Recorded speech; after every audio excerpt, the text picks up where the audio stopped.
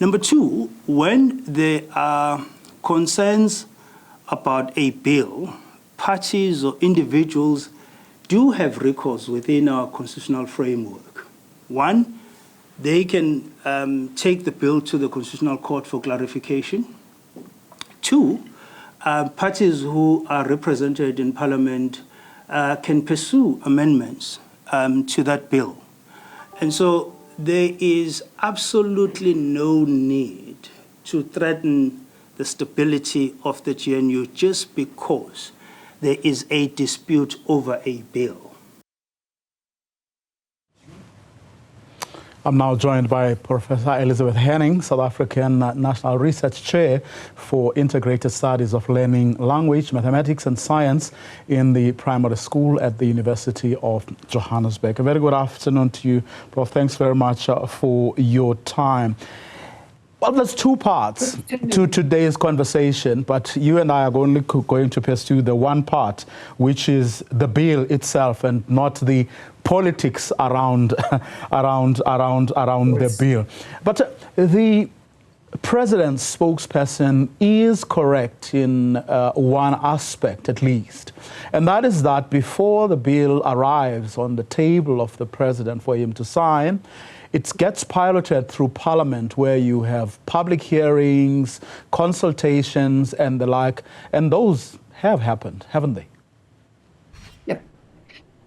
Yes, they have happened. And may I just say, Mr. Mvoko, thank you for inviting me, that first of all, I'm no constitutional law expert, but my late husband was one.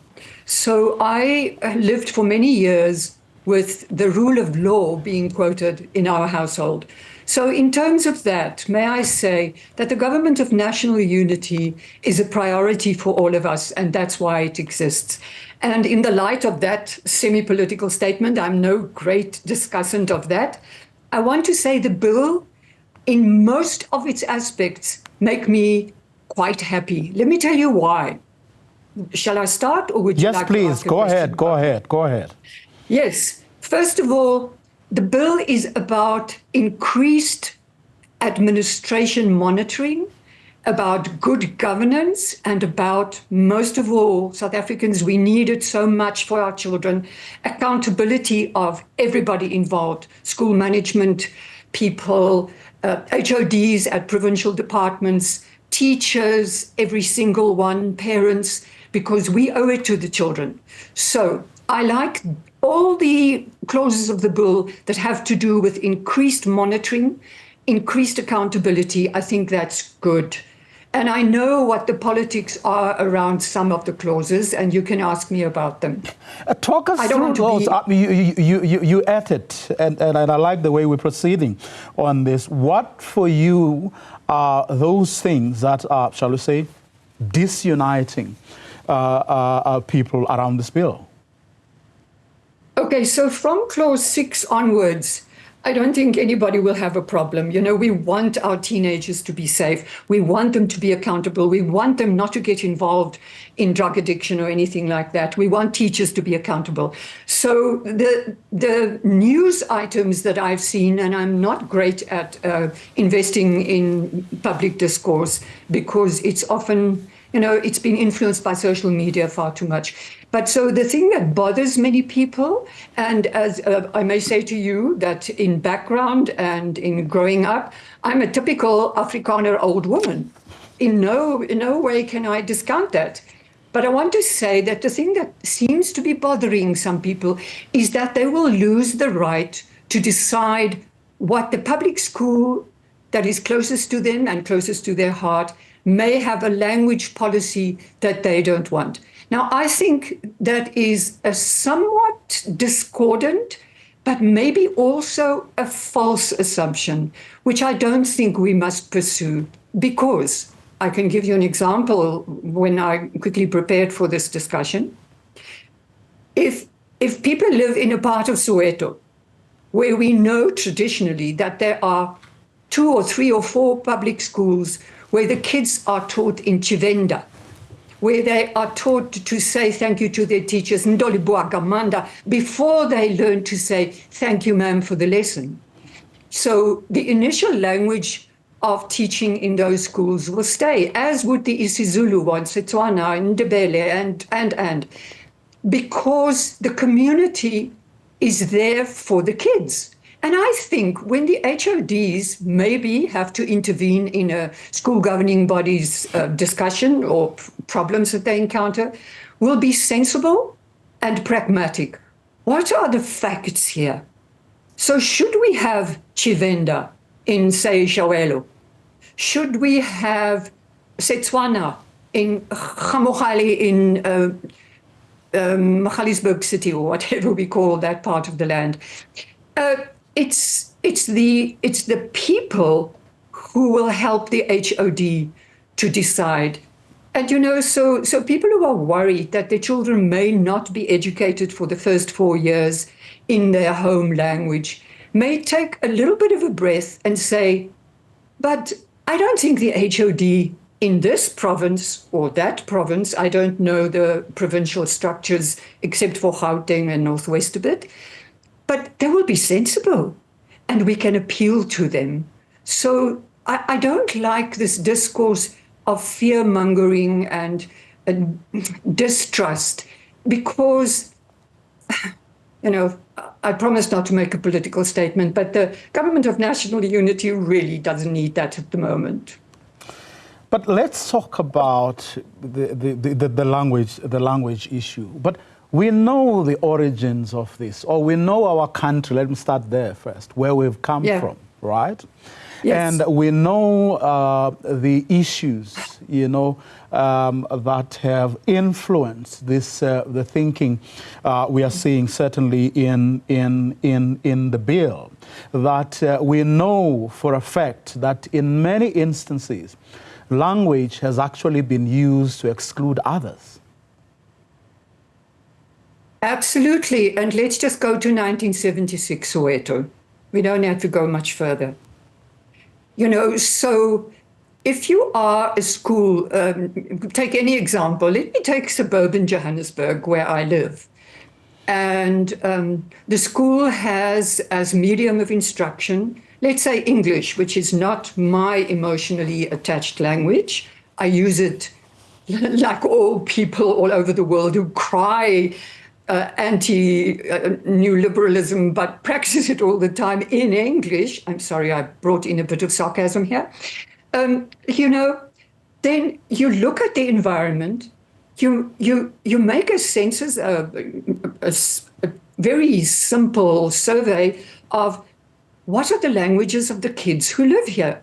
And then the HOD will respect that because our provincial government, the one which I know, is really very practical oriented. So if you exclude kids in any area, I'm not just talking suburban Johannesburg, because they don't know the language that they will encounter in grade R, and thank goodness now it's compulsory, they don't know it. But you know, there's this other thing which we forget. And now I'm an applied linguist and very interested in neuroscience. I can tell you that kids pick up languages like adults can only dream to do.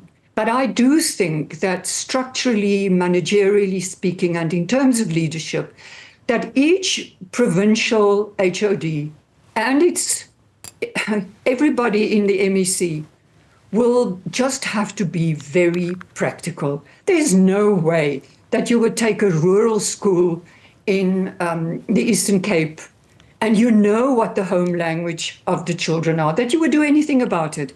But in the urban areas where there's class distinction, and let's not underestimate class distinction, it's the biggest heritage of racism. And I suffer myself from a realization just of how bad it has left us. But at the same time, this is South Africa. In this country, we do things in a way that works for those who can't. And let me tell you, sir, the people that count in all of this are not the political parties, not the provincial governments, they are our children.